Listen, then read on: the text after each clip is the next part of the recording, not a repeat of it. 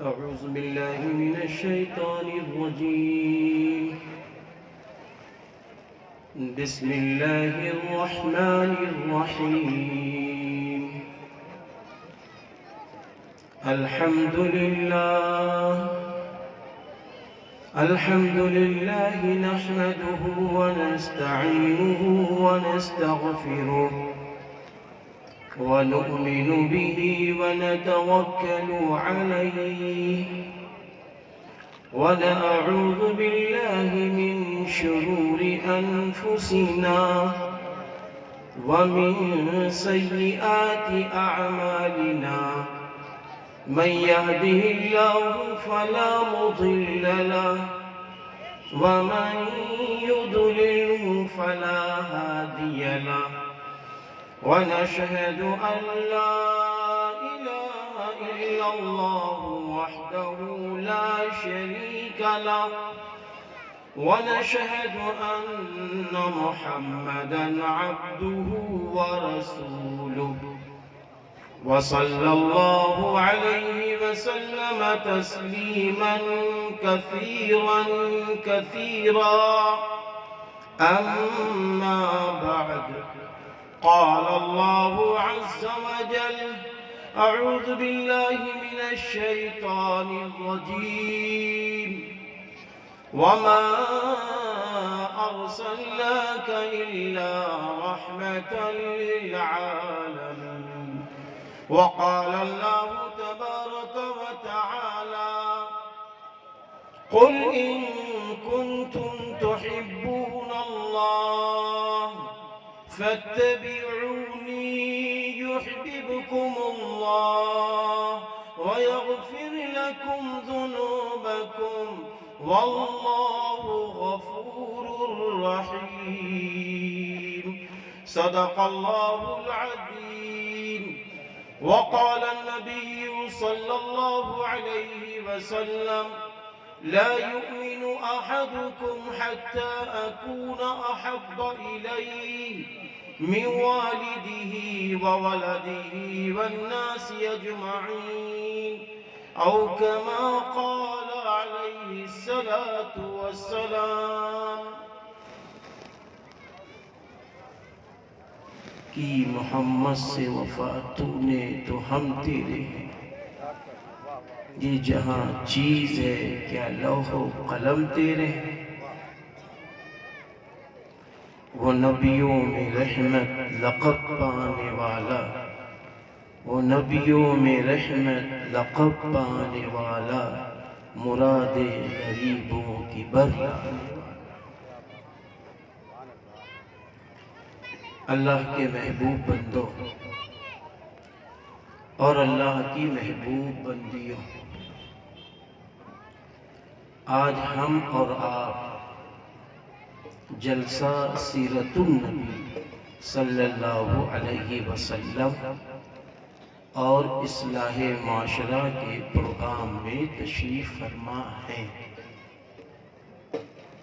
یا یوں کہیے اللہ نے ہمیں آپ کو یہاں بھیجا ہے. ہم سب بڑے خوش نصیب ہیں. خوش نصیب اس وجہ سے ہیں کہ آج ہم آپ اس محبوب نبی سرکار دو عالم حضرت محمد عربی صلی اللہ علیہ وسلم کا ذکر خیر سننے آئے ہیں کہ جس کی آمد سے پہلے اللہ نے پہاڑوں کو بنایا، پیڑوں کو بنایا، چاند بنایا، اور پھر آسمان اور زمین، انسان، جنات، حیوان، چرند، پرند، ساری کی ساری مخلوقات کو اللہ نے آپ کی آمد سے پہلے پیدا فرمایا اور بنا دیا. حضرت آدم علیہ السلام کو جب اللہ تعالیٰ نے فرمایا تھا حضرت حوا علیہ السلام سے اللہ نے فرمایا تھا جنت میں رہو،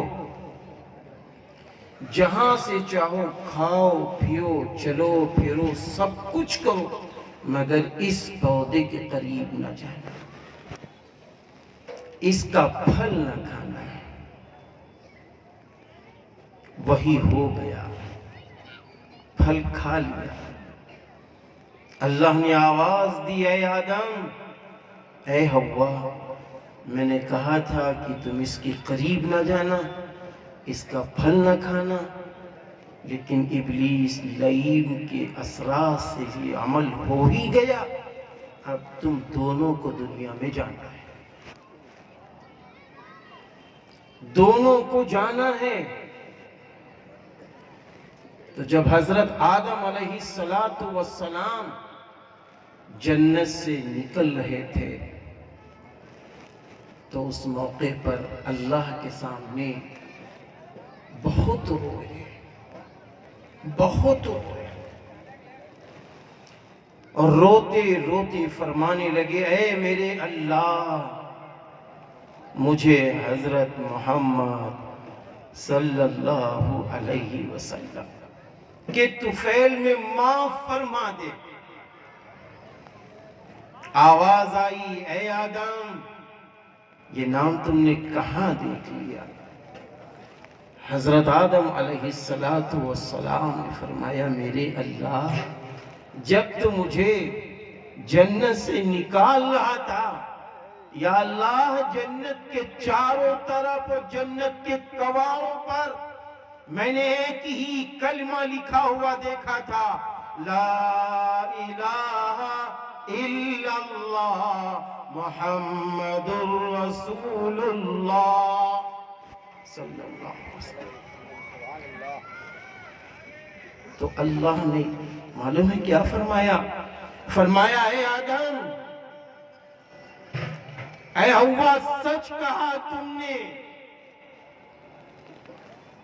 اے آدم، اگر مجھے محمد کو دنیا میں بھیجنے کا مقصد نہ ہوتا تو اے آدم میں تمہیں دنیا میں نہ بھیجتا۔ میرے بھائیوں، یہ بات ذہن میں رکھ لو، یہ زمین یا آسمان اور اس کے مابین جو کچھ بھی ہے، یہ سب صدقہ ہے، یہ سب طفیل ہے حضرت محمد عربی صلی اللہ علیہ وسلم کی ذات گرامی کی آمد۔ اور بڑی بات بتا دوں، نہ گھبرانے کی ضرورت ہے، نہ ڈرنے کی ضرورت ہے کہ قیامت کب آئے گی۔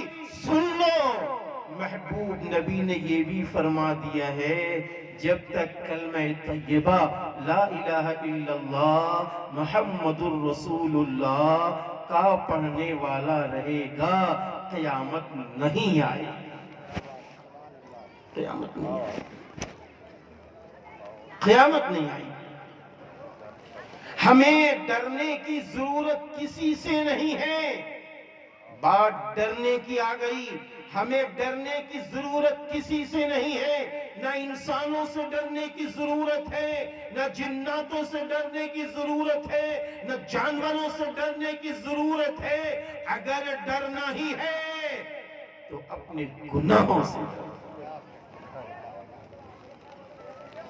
اپنے برے اعمال سے ڈرو، اپنے برے کردار سے ڈرو، اپنے برے اخلاق سے ڈرو، جھوٹ بولنے سے ڈرو، ماں باپ کی نافرمانی سے ڈرو، بھائیوں کا حق مارنے سے ڈرو، پڑوسیوں کا حق مارنے سے ڈرو، ظلم کرنے سے ڈرو، کسی یتیم کا مال ہڑپنے سے ڈرو۔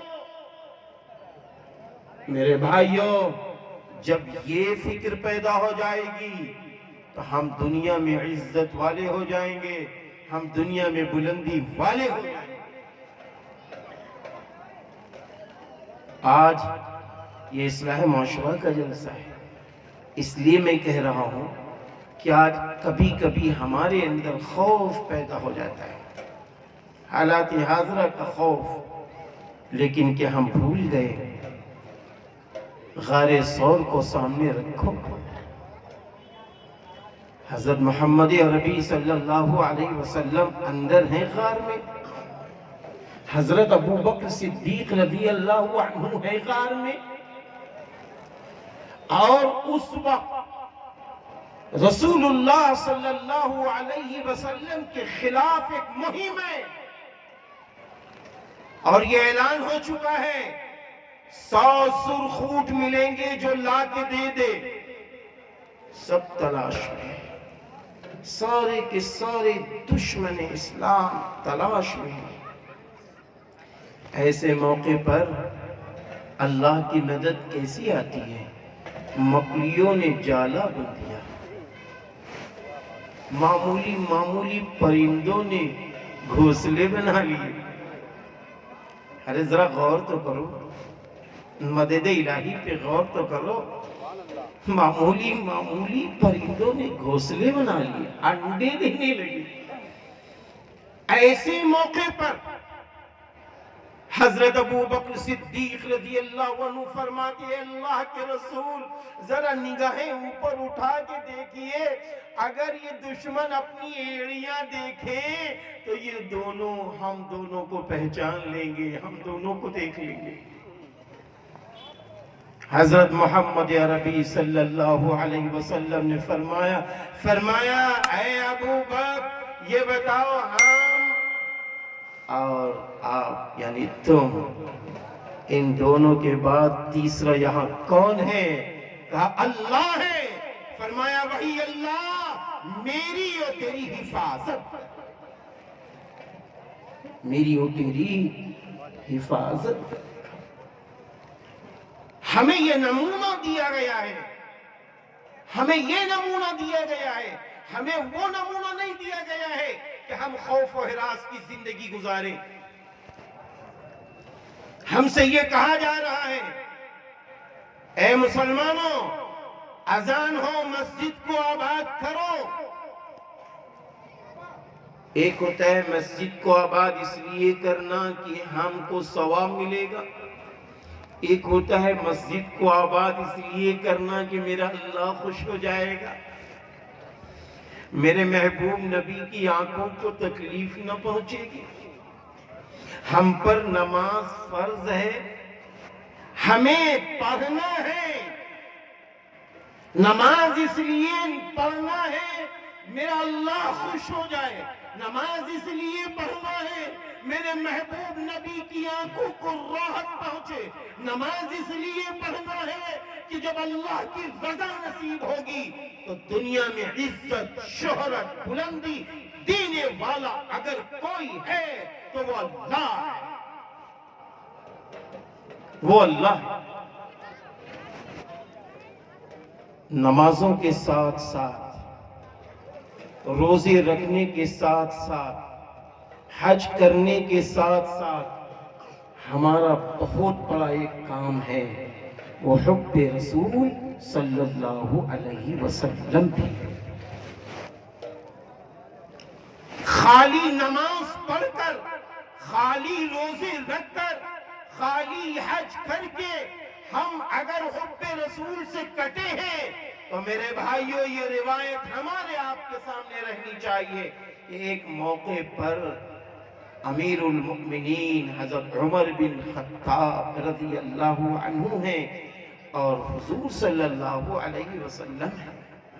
حضور صلی اللہ علیہ وسلم کے ہاتھوں میں حضرت عمر بن خطاب رضی اللہ عنہ کے ہاتھ ہیں اور حضور صلی اللہ علیہ وسلم فرما رہے ہیں معلوم ہے کیا کہ اے عمر بتاؤ تم کو مجھ سے کتنی محبت ہے،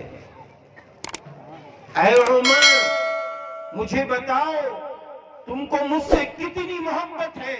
حضرت عمر فاروق رضی اللہ عنہ نے فرمایا اے اللہ کے رسول میری ماں، میرے باپ، میرے بیٹے، میرے اہل و عیال، تمام لوگوں سے زیادہ میں آپ کو چاہتا ہوں، آپ کو پسند کرتا ہوں۔ رسول اللہ صلی اللہ علیہ وسلم نے فرمایا عمر ابھی تمہارے اندر مکمل ایمان داخل نہیں ہوا ہے، حضرت عمر فاروق رضی اللہ عنہ کے آنکھوں میں آنسو آ گئے. میرے بھائیوں آنکھوں میں آنسو آ گئے. فرمانے لگے اللہ کے رسول میرے ماں باپ آپ پر قربان ہو جائیں, میرے ماں باپ آپ پر قربان ہو جائیں. اے اللہ کے رسول میرا ایمان مکمل کب ہوگا؟ میرے بھائیوں غور سے سننا. فرمایا رسول اللہ صلی اللہ علیہ وسلم نے کہ اے عمر تمام جہان سے زیادہ اور سارے انسانوں سے زیادہ ماں باپ سے زیادہ تمہیں مجھ سے محبت ہے, لیکن جب تک تمہارے دل میں اپنی جان سے زیادہ میری محبت نہیں ہے تب تک مکمل ایمان والے آپ نہیں ہیں. میرے بھائیوں یہاں ایک سوال ہے, یہاں ایک سوال ہے, کیا حضرت عمر بن خطاب رضی اللہ عنہ جیسی نماز ہمارے آپ کے پاس ہے؟ حضرت عمر بن خطاب رضی اللہ عنہ جیسے روزے ہمارے اور آپ کے پاس ہیں؟ حضرت عمر بن خطاب رضی اللہ عنہ جیسا حج ہمارے اور آپ کے پاس ہے؟ نہیں ہے میرے بھائیوں. پھر میرے نبی نے کیا فرمایا؟ فرمایا عمر جب تک اپنی جان سے زیادہ تم مجھے نہ چاہو گے, جب تک مکمل ایمان والے نہیں ہو. پتہ یہ چلا کہ نماز, یہ روزے, یہ حج, یہ زکوٰۃ, یہ سب اسباب ہیں رسول اللہ صلی اللہ علیہ وسلم کی محبت پانے کا. یہ سب ذریعہ ہے. حب رسول کا ذریعہ ہے نماز, حب رسول کا ذریعہ ہے حج و زکوٰۃ. اسی لیے کہ جب حب رسول کو ہم پا جائیں گے تو ہم آپ خود بخود اپنے اللہ کو پا جائیں گے, اپنے اللہ کو پا جائیں گے. اللہ تعالیٰ نے قرآن کریم میں فرمایا ہے قُلْ إِن كُنْتُمْ تُحِبُّونَ اللَّهَ فَاتَّبِعُونِي يُحْبِبْكُمُ اللَّهُ وَيَغْفِرْ لَكُمْ ذُنُوبَكُمْ وَاللَّهُ غَفُورٌ رَحِيمٌ. اللہ تعالیٰ فرما رہا ہے اے نبی کہہ دو اگر تم اللہ کی محبت کا دم بھرتے ہو فَاتَّبِعُونِي بس تم میری اتباع کرو. یحببکم اللہ وہ اللہ تم سے محبت کر لے گا, وہ اللہ تمہارے گناہوں کو معاف کر دے گا, وہ اللہ تمہارے گناہوں کو معاف کر دے گا. تو پتہ یہ چلا حب رسول پانے کے لیے ہمیں 24 گھنٹے اپنی نگرانی کرنی پڑے گی, 24 گھنٹے اپنے اوپر نظر رکھنا پڑے گا, 24 گھنٹے اپنی تمام فکروں کو توجہ کے ساتھ سوچ کے ساتھ رکھنا پڑے گا کہ ہمارا ہر قدم کیسا ہے, کون سا قدم سنت کے مطابق ہے, کون سا قدم رسموں کے مطابق. بھائی چائے روک دے, بھائی چائے روک دے, چائے روک دے, کون سا قدم کیسا ہے, ہمیں اس قدم کو سامنے رکھ کے زندگی گزارنا ہوگا. میں آپ کو وہ قدم کا ایک حصہ میں آپ کو سناتا ہوں. ایک موقع پر حضرت عثمان غنی رضی اللہ عنہ نے رسول اللہ صلی اللہ علیہ وسلم کو اپنے گھر دعوت دی, اپنے گھر کھانے کی دعوت دی. اور جب کھانے کی دعوت دی تو کھانا جب تیار ہو گیا تو حضرت عثمان غنی رضی اللہ عنہ رسول اللہ صلی اللہ علیہ وسلم کے گھر تشریف لے گئے. اور گھر تشریف لے جانے کے بعد فرمایا اللہ کے رسول کھانا تیار ہے. آپ صلی اللہ علیہ وسلم نے فرمایا ٹھیک چلو. آپ صلی اللہ علیہ وسلم آگے آگے ہیں, حضرت عثمان غنی رضی اللہ عنہ پیچھے ہیں, اور پیچھے پیچھے حضرت عثمان غنی رضی اللہ عنہ کیا کر رہے ہیں, نبی پاک صلی اللہ علیہ وسلم کے قدم مبارک کو گن رہے ہیں, گن رہے ہیں. حضور صلی اللہ علیہ وسلم جب اپنے گھر میں پہنچ گئے, یعنی حضرت عثمان غنی رضی اللہ عنہ کے گھر پہنچ گئے, تو صحابہ کرام رضی اللہ عنہ اجمعین میں یہ گفتگو ہو رہی تھی کہ آج تو حضرت عثمان کا عجب حال رضی اللہ عنہ, تو یہ خبر رسول اللہ صلی اللہ علیہ وسلم کو پہنچ گئی۔ رسول اللہ صلی اللہ علیہ وسلم نے فرمایا عثمان کیا یہ سچ ہے کہ جب میں آگے آگے چل رہا تھا تو تم میرے قدم گن رہے تھے؟ فرمایا ہاں اللہ کے رسول سچ ہے، میں آپ کے قدم گن رہا تھا۔ فرمایا عثمان قدم کیوں گن رہے تھے؟ وجہ کیا تھی؟ وجہ کیا تھی عثمان؟ قدم گننے کی وجہ کیا تھی؟ تو سنیے، حضرت عثمان غنی رضی اللہ عنہ کی آنکھوں میں خوشی کی آنسو ہے اور فرمانے لگے اے اللہ کے رسول، اس دنیا میں آپ سے بڑا کوئی مہمان قیامت تک اب کوئی آنے والا نہیں ہے۔ میرے لیے یہ کتنی بڑی سعادت کی بات ہے کہ جس نبی پر میں اپنا تن من دھن سب کچھ قربان کر رہا ہوں، آج وہ محبوب نبی میرے گھر مہمان بن کر تشریف لا رہے ہیں۔ اس لیے میں اے اللہ کے رسول یہ فیصلہ لے چکا ہوں، جتنے قدم آپ کے میرے گھر تک آئے ہیں میں اللہ کے راہ میں اتنے اونٹ قربان کر دوں،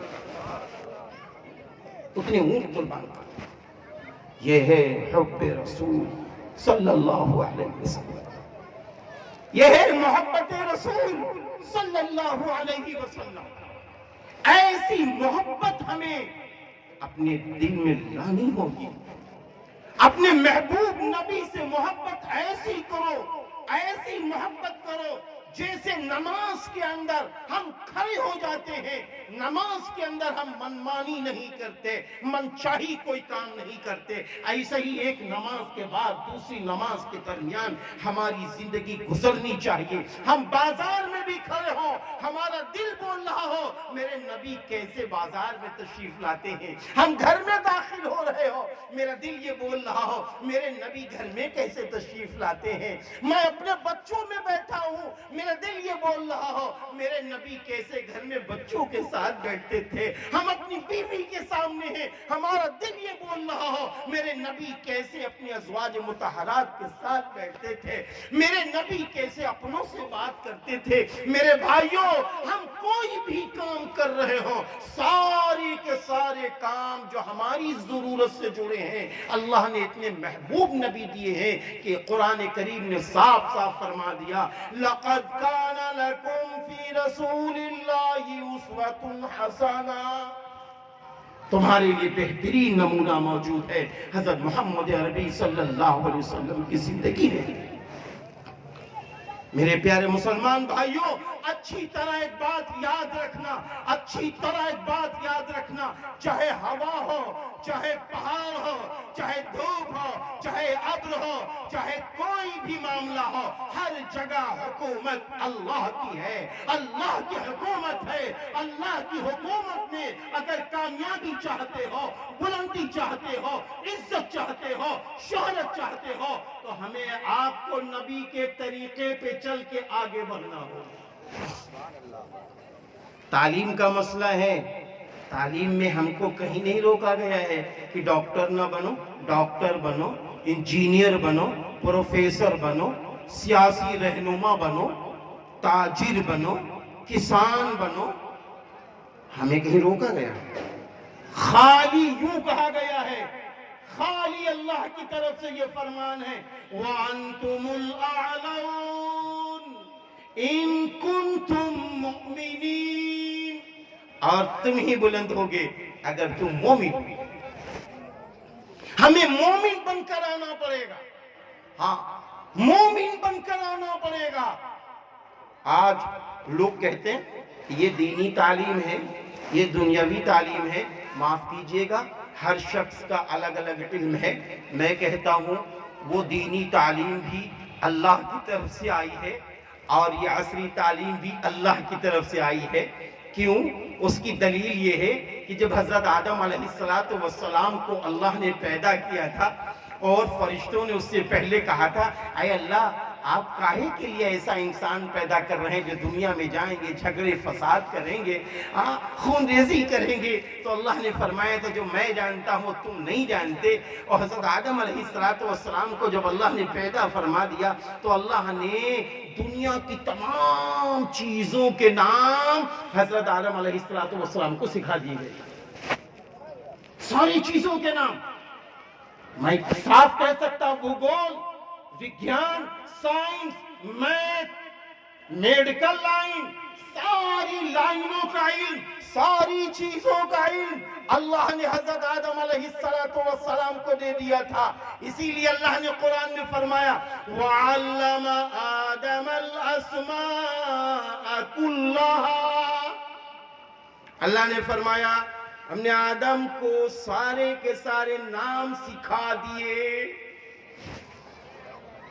سارے نام اللہ نے سکھا دیے۔ سب سے پہلے پیغمبر ہیں آپ، سارے نام اللہ نے آپ کو سکھائے۔ تیسرے ہم کیسے یہ کہہ سکتے ہیں کہ یہ تعلیم ایسی ہے، یہ ایسی ہے؟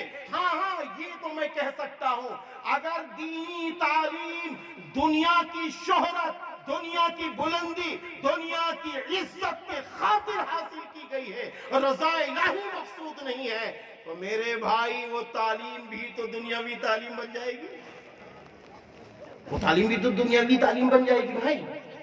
اس لیے آج ہم کو جس تعلیم میں بھی حصہ لینا ہے، ہم حصہ لیں ایمان کے ساتھ، ایمان کے ساتھ۔ کس نے منع کیا ہے؟ ایک صاحب کہنے لگے یہ ڈاکٹر بنانا یہ دنیاوی تعلیم ہے، تو میں نے کہا اچھا ٹھیک ہے۔ اتفاق ایک ہفتہ گزرا، وہی صاحب پیٹ پکڑے ہوئے ہیں اور بہت درد ہے، پریشان ہیں۔ اتفاق کہ ہم بھی ڈاکٹر صاحب پاس بیٹھے تھے، ڈاکٹر صاحب نے کچھ نہیں کیا، دیکھا درد ہے، ارے کہا امام صاحب آپ کے تو بہت شدت کا درد ہے، بھائی چلو جلدی سے پانی لو۔ ڈاکٹر صاحب بھی ان کو بہت چاہتے تھے، آدھا گلاس پانی لیا، کہا ڈاکٹر صاحب نے کہا یہ ٹیبلٹ کھا لو، کھا لیا۔ ابھی 2 منٹ 3 منٹ ہوئے دیکھیں ڈاکٹر صاحب مزہ آنے لگا، ڈاکٹر صاحب مزہ آنے لگا ہے۔ ارے بھائی مزہ آنے لگا، سب خیریت تو ہے۔ اس کے بعد چند ہی منٹ کے بعد جب وہ بھی اٹھے میں بھی اٹھا، میں نے کہا بھائی دیکھو یہ علم ہے، اس علم کو بھی سیکھنا ضروری ہے، لیکن اس کا استعمال ایمان کی روشنی میں ہوگا اور اس کو ایمان کی روشنی میں سیکھا جائے گا۔ دیکھو یہ بات سنو، دیکھو یہ ڈاکٹر کتنے ایماندار تھے، انہوں نے آپ کے ساتھ کیسا معاملہ کیا، اب آپ خوشحال ہو گئے، اب نمازیں پڑھیے، قرآن پڑھیے، عبادت کیجئے۔ یہ علم نافع بنا کہ نہیں بنا بتاؤ؟ حضور صلی اللہ علیہ وسلم نے کیا فرمایا تھا؟ فرمایا تھا کہ دیکھو جب انسان دنیا سے جاتا ہے 3 چیزیں جاری رہتی ہیں۔ نمبر 1 کیا ہے؟ صدقہ جاریہ، مسجد آپ نے بنوا دیا، مدرسہ بنوا دیا، روڈ بنوا دیا، نالیاں بنوا دی اور اسی پیڑ لگا دیے، یہ سب صدقہ جاریہ ہیں کام، یہ سب کام جاری ہیں۔ یہ نہ سوچنا کہ اس کے اوپر مسلمان چلے تو صدقہ جاریہ، نہیں، روڈ پر سارا انسان چلے، مرنے کے بعد ثواب ملتا رہے گا، صدقہ جاریہ ہے، یہ صدقہ جاریہ۔ اب اس کے بعد پھر کیا ہوا؟ نبی نے فرمایا دوسرا علم نافع، وہ علم جو لوگوں کے لیے نافع ہو، یہ صدقہ جاریہ ہے۔ میں نے ایک چھوٹی سی مثال دی، ایک اور مثال ہے، آپ 2000 اسکوائر فٹ میں مکان بناتے ہیں تو جناب جس طرف سے دھوپ نکلتی ہے آپ کو پتہ ہی نہیں، برا نہ مانیے گا، آپ کو سب میں ہوگا، لیکن بھائی ہمیں تو نہیں پتا ہے کس طرف سے ہوا زیادہ آتی، کس طرف سے دھوپ زیادہ آتی، کس طرف کا دروازہ زیادہ اچھا لگے گا، کہاں لیٹرین باتھ روم ہونا چاہیے۔ اور وہی 500 اسکوائر فٹ میں ایک صاحب بنا رہے ہیں، انہوں نے 2000 میں خود سے بنایا، اور جو ایک دوسرے صاحب تھے پڑوسی انہوں نے 500 اسکوائر فٹ میں مکان بنایا، انجینئر سے نقشہ بنوایا اور نقشے کے مطابق مکان بنا۔ اب لوگ کہنے لگے اما آپ کا مکان تو بہت بڑا ہے، بڑا اچھا ہے۔ بھئی ایسا ہوتا کہ نہیں ہوتا؟ اب یہ علم لوگوں کے لیے نافع بنا کہ نہیں بنا؟ ہاں اس سے پہلے آپ دیکھیے سفر یہاں سے کانپور جانا، پرانے لوگوں سے پوچھو کیا حالت تھی. ہمارے وہاں خیر آباد میں جب ہائی وے روڈ یہ ابھی بننا شروع ہوا ہے، بہت یہ نہیں ہوئے بھائی، زیادہ 10 سال ہوئے ہیں، تو جو ابھی سفر ہم لوگ 1.5 گھنٹے میں خیر آباد سے لکھنؤ آتے ہیں، اس وقت معلوم تھا 3.5 گھنٹے میں میں خود خیر آباد سے لکھنؤ آیا ہوں، کیونکہ روڈ بننا تھا، کھڑبڑ تھا. تو میرے بھائی بتاؤ، جب یہ بہترین شاندار روڈ بنے تو پتہ یہ چلا علم نافع جس سے لوگوں کو نفع پہنچ رہا ہو، ایسا علم حاصل کرنا بھی ضروری ہے. ہاں ایمان کی روشنی میں حاصل کرو، ایمان کی روشنی میں اس کا یوز رکھو. یہ ہے اصل. تیسری بات رسول اللہ صلی اللہ علیہ وسلم نے فرمایا کہ وہ اولاد جو نیک ہو وہ اپنے ماں باپ کے لیے دعائیں خیر کرے. معاف کرنا، اس میں ہم لوگ بہت پیچھے، معاف کر دینا، ہم لوگ بہت پیچھے. یہ حفاظ اکرام کیوں بنائے جاتے ہیں؟ یہ علماء اعظام کیوں بنائے جاتے ہیں؟ یہ زبردست صدقہ جاریہ ہے. ہاں اللہ کے محبوب مفکر اسلام حضرت مولانا سید ابو الحسن علی ندوی عرف علی میاں رحمت اللہ علیہ کے ایک خطاب میں 1-2 ٹکڑے مل گئے جو واٹس ایپ پہ بڑی تیزی سے چلے. وہ ٹکڑا یہ تھا، اگر قرآن کریم سے نسلوں کو جوڑ کر آگے بڑھو گے تو بڑھاپے میں یہ نسلیں تمہیں تلاش کر کے پیر دبائیں گی اور تمہاری دوا علاج کا بہترین انتظام کریں گی. اور اگر قرآن کریم سے کاٹ کر تم نے کسی اور کی طرف رخ کیا تو یہ نسلیں تمہارے بڑھاپے کو دیکھ کے تم سے دور بھاگیں گی. کیا ایسا نہیں ہے؟ اگر ایمان سے کاٹ کر اپنی نسلوں کی تربیت کی ہے، ایمان سے کاٹ کر اگر اپنی نسلوں کو آگے بڑھایا ہے، تو گویا ہم نے اپنی نسلوں پہ ظلم کیا. مجھے یاد ہے ایک واقعہ، حضرت مولانا منظور نعمانی رحمت اللہ علیہ کے والد محترم کا. انگریز کا زمانہ پاتے ہیں، وائسرائے ایک انگریز حضرت مولانا منظور نعمانی رحمت اللہ علیہ کے پاس، ان کے ابا کے پاس تشریف لاتا ہے. اور وہ انگریز آتا ہے، کہتا ہے یہ جو منظور ہیں آپ کے بیٹے، چھوٹے تھے اس وقت، یہ بڑے گیانی ہیں، بہت ذہین ہیں، ایسا کرو منظور کو اچھی تعلیم دلا دو، یہ اپنے وقت کا وائسرائے بن جائے گا، یہ اپنے وقت کا کپتان بنے گا. حضرت نے فرمایا، آپ کے والد محترم نے، ٹھیک ہے یہ تعلیم ہمیں دلانی ہے، لیکن سب سے پہلے حضرت نے فرمایا سب سے پہلے ہم وہ تعلیم دلائیں گے جس سے یہ بچہ میری قبر میں کام آ جائے، یہ بچہ میری قبر میں کام آ جائے. اب وہ انگریز سب پٹایا، کہنے لگا ارے سب تو چاہتے ہیں دنیا میں میرے کام آ جائے، یہ بچہ قبر میں آپ کے کیسے کام آئے گا؟ حضرت نے 2 لفظوں میں کہا ہم اپنے اس بچے کو ایماندار پہلے بنائیں گے، پہلے اللہ سے ڈرنے والا بنائیں گے، یعنی اس کو جھوٹ بولنے سے روکیں گے، اس کو ایک سچا انسان بنائیں گے، اس میں انسانیت داخل کریں گے، اس میں رسول اللہ کی محبتیں داخل کریں گے، اور اس کے اندر صحابہ کی محبتیں داخل کریں گے. اور جب یہ سارے علوم پا جائے گا تو پھر کیا ہوگا معلوم ہے؟ جب میرا جنازہ نکلے گا تو میرا بیٹا خالی رو کے خاموش نہیں ہو جائے گا، بلکہ ہر لمحہ میرا بیٹا اپنے باپ کے حق میں دعائے مغفرت کرتا نظر آئے.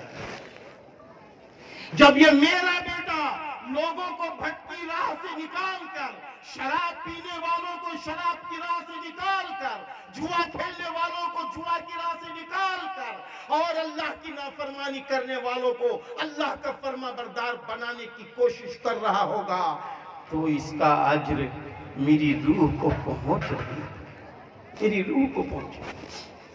میرے بھائیوں، میں سچ کہتا ہوں، ہم لوگ زمینی سطح سے کام کرتے ہیں. یہ اصلاح معاشرہ کا جلسہ ہے، ورنہ خالی سیرت پہ گفتگو ہوتی. لیکن اصلاح معاشرہ کا جلسہ ہے. میں یہ بات کہنا چاہتا ہوں اپنی ماؤں سے، اپنی بہنوں سے بھی یہ کہنا چاہتا ہوں، بنا لو انجینئر مبارک، بنا لو ڈاکٹر مبارک، بنا لو پروفیسر مبارک، بنا لو سیاسی رہنما مبارک مبارک، لیکن سب سے پہلے ایمان والا بنانا، تاکہ کسی کی جھوپڑی اجاڑنے والا نہ بنے، تاکہ کسی مریض کو غلط دوا دینے والا نہ بنے، تاکہ اپنی زبان سے، اپنے قلم سے کسی مظلوم کو یہ ستانے والا نہ بنے. ایسا بناؤ، ایسا ایماندار بناؤ، ایسا دیندار بناؤ. اللہ موقع دے دے، پہلے حافظ قرآن بناؤ، پہلے عالم بناؤ. کیوں؟ یہی وہ حافظ قرآن ہیں میرے بھائیوں، یہی وہ حافظ قرآن ہیں جن کو دنیا میں عزت بلندی ملتی ہے. ایک حافظ صاحب بہت غریب تھے، بہت غریب تھے. بنگلور کی بات بتا رہا ہوں میرے بھائی. وہ حافظ صاحب ایک روز مل گئے یہی لکھنؤ میں. کہنے لگے کہ بھائی میں غریب تو بہت ہوں لیکن اندر سے بڑا امیر ہوں، بہت خوش رہتا ہوں، بہت خوش رہتا ہوں. تو میں نے کہا یار بات تو اچھی کر رہے ہو لیکن ہمیں بھی یہ پتا چلے کہ آپ خوش کہاں سے. وہ اللہ کا بندہ یوں بولا، میں بہت نچلی برادری کا ہوں، بہت نچلی برادری کا ہوں میں، لیکن اللہ نے مجھے حافظ قرآن بنا دیا ہے، مجھے اچھا قرآن پڑھنے والا بنا دیا. میرے پیچھے تقریباً 1500 لوگ نماز پڑھتے ہیں جمعہ کی، اور ان میں کون کون ہوتا ہے معلوم ہے؟ بڑے بڑے کھرب پردی، بڑے بڑے سیاسی رہنما، بڑے بڑے سائنسداں، بڑے بڑے ڈاکٹر جو ہم سے ملنا پسند نہیں کرتے تھے، آج ماشاءاللہ وہ میری اتباع میں، میری اقتداء میں ماشاءاللہ نماز پڑھتے ہیں. اللہ نے مجھے کتنا بڑا امیر بنایا، اللہ نے مجھے کتنا بڑا امیر بنایا. میرے بھائیوں، ایک موقع پر میرے محبوب نبی نے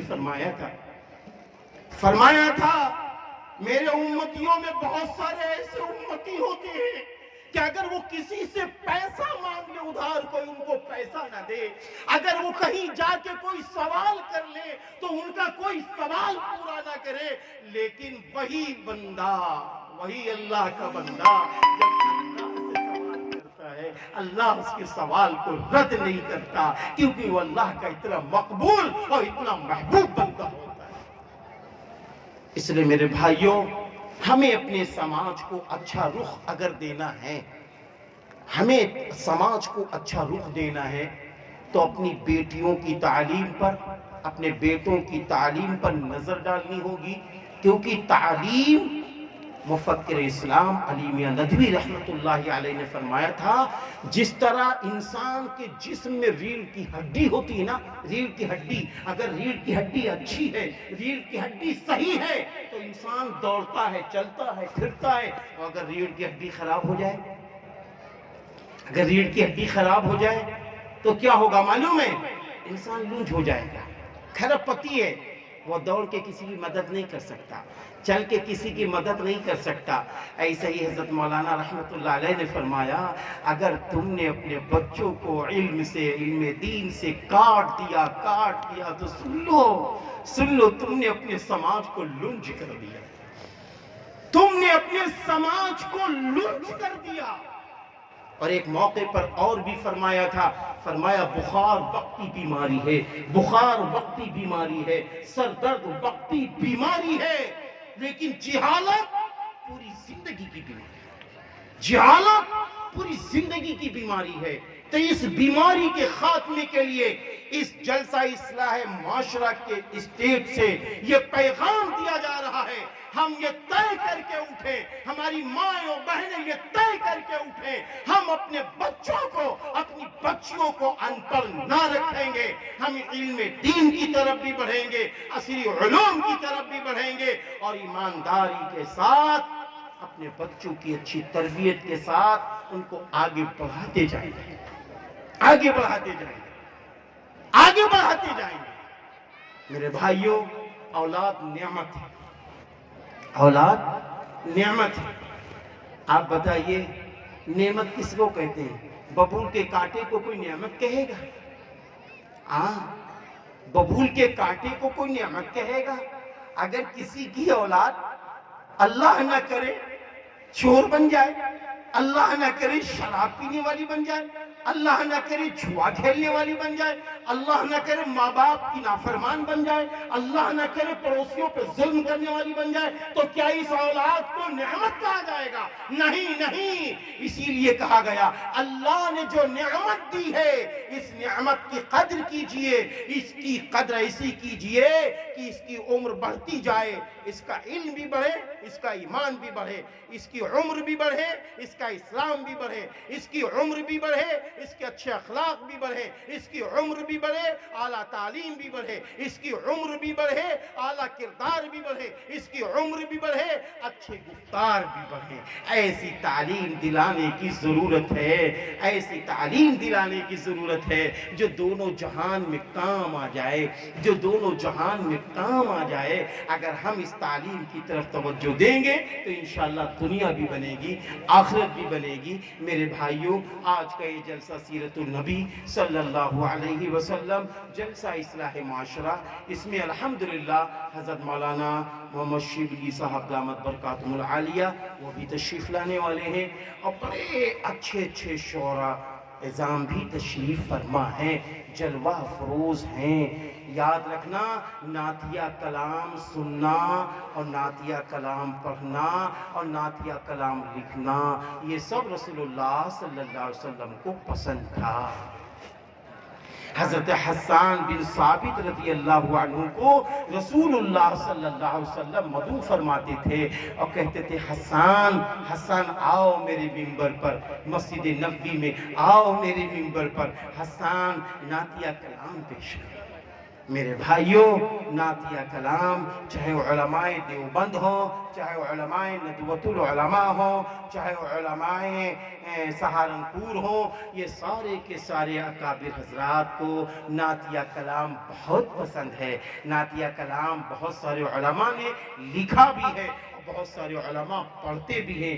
ہمارے حضرت مولانا قاری صدیق صاحب رحمت اللہ علیہ، اسی طریقے سے اور بھی بہت سارے علماء اعظام نعتیہ کلام لکھتے بھی ہیں، پڑھتے بھی ہیں۔ اور ترنم میں صحابہ کرام رضی اللہ عنہ اجمعین نے نعتیہ کلام پڑھا ہے۔ حضرت عبداللہ بن رواحہ رضی اللہ عنہ نے نعتیہ کلام ترنم میں پڑھا ہے، اور بھی دیگر صحابہ نے پڑھا ہے۔ اس لیے نعتیہ کلام پڑھنے والے، نعتیہ کلام لکھنے والے لائق احترام ہیں، ان کی قدر کرنا چاہیے اور ان کو بھی اپنی قدر کرنی چاہیے۔ اللہ تعالی ہم سب کی مدد فرمائے، آج کے اس جلسہ کی انتظامیہ کمیٹی کی مدد فرمائے، سامعین اعظام کی مدد فرمائے، ناظم جلسہ حافظ قاری شاہ فیصل صاحب، اور جو شورا حضرات ہیں ہمارے جناب قاری مفتی مولانا عبدالباطن فیض آبادی صاحب، اور اسی طریقے سے ابھی بھی ماشاءاللہ فیصل رشیدی صاحب نے، اور بھی مفتی صاحب نے، اور بہت سارے شورا حضرات یہاں تشریف فرما ہیں۔ چند لوگوں کا کلام آیا ہے اور بھی آپ کے سامنے آئے گا، سب کو ہم سماعت فرمائیں اور پیغام ایسے لے کر جائیں کہ ہماری زندگی بدل جائے، زندگی بدل جائے۔ محبتیں بانٹنا، محبتیں کرنا اور پریم کے ساتھ رہنا، پریم کو بانٹنا، یہ ہمارا اور آپ کا کام بن جائے۔ ہم حافظ شاہی صاحب ہوں یا صدر محترم حضرت مولانا ظفر عالم ندوی صاحب ہوں، سبھی کو دل کی گہرائیوں سے مبارکبادی دیتا ہوں۔ چاہے ہمارے بھائی وسیم صاحب ہوں، ان حضرات کو مبارکبادی دیتا ہوں، وکیل صاحب ہوں، سبھی کو مبارکبادی دیتا ہوں کہ یہ عظیم الشان جلسہ اپنے مقصد کے تحت آگے بڑھ رہا ہے۔ انشاءاللہ اس جلسے کے اختتام کے بعد پورے علاقے کے اندر ہر گھر میں سنتوں کا بول بالا ہوگا، توحید خالص گھروں میں داخل ہوگی، اور ہر ہماری بہن، ہر ہمارا بھائی نمازی بن جائے گا انشاءاللہ۔ وآخر دعوانا ان الحمدللہ رب العالمین۔ السلام علیکم ورحمۃ اللہ وبرکاتہ۔ وعلیکم السلام ورحمۃ اللہ وبرکاتہ۔ محترم حضرات، ابھی ہمارے اور آپ کے درمیان ملک کے نامور خطیب مبلغ دوران دارالعلوم ندوۃ العلماء کے مبلغ حضرت مولانا آفتاب عالم صاحب ندوی خیر آبادی دامت برکاتہ پرمغز خطاب فرما رہے تھے. آپ نے اپنی تقریر کے دوران یہ بات کہی کہ ہم اپنے بچوں کو ضرور انجینئر بنائیں، ڈاکٹر بنائیں، پروفیسر بنائیں، لیکچرر بنائیں یا پائلٹ بنائیں، آئی ایس بنائیں، ڈی ایم بنائیں، ایس ایس پی بنائیں، تمام اعلیٰ عہدوں پہ لے جائیں. لیکن اس سے قبل ہمیں یہ دھیان رکھنا ہے کہ سب سے پہلے ہم مومن بنائیں، مومن کامل بنائیں. نبی اکرم صلی اللہ علیہ وسلم کی محبت اس کے سینے میں ہو اور اللہ رب العالمین کو وہ قرآن کے ذریعے سے پہچانتا ہو، قرآن کے ترجمے سے واقف ہو، اچھے برے کی تمیز ہو، حلال و حرام کی تمیز ہو، تب تو کامیاب ہے ہماری زندگی. اور اگر ہم نے ایسا نہیں کیا تو بڑے افسوس کی بات ہوگی، بڑی شرمندگی کی بات ہوگی کہ دنیا ہمیں مل جائے گی لیکن ہم آخرت اپنے ہاتھ سے کھو بیٹھیں گے.